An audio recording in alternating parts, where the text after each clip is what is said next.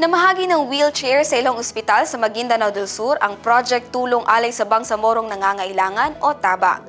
Narito ang report.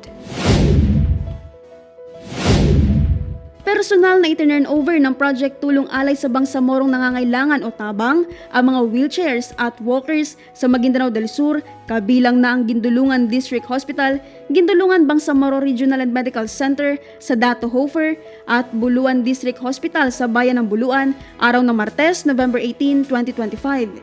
Ito ay bahagi ng pagsusulong ng Bangsamoro Government sa isang accessible, compassionate, at community-centered healthcare sa ilalim ng liderato ni BARM Interim Chief Minister Abdul Rauf Makakwa.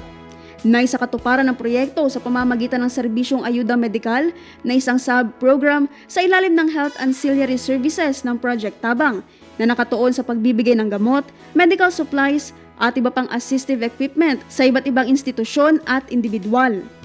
Patuloy na pinalalakas ng Tabang sa ilalim ng pamumuno ni Project Manager Brahim Lacwa na maghatid ng serbisyo sa mga Bangsamoro community sa loob at labas ng rehiyon.